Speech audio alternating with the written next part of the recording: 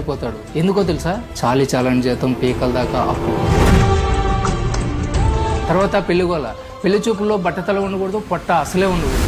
6 నెలలు కష్టపడి పొట్ట తగ్గించి పెళ్లి చూపులకు వెళ్తే నీ ఆస్తి ఎంత, నీ జీతం ఎంత, నీ కులం ఏంటి, ఇదే కదా వాళ్ళు అడిగేది. ఒక్క నా కొడుకు కూడా మా అమ్మాయిని హ్యాపీగా చూసుకుంటావా బాబు అని నా కొడుకు అడుగు.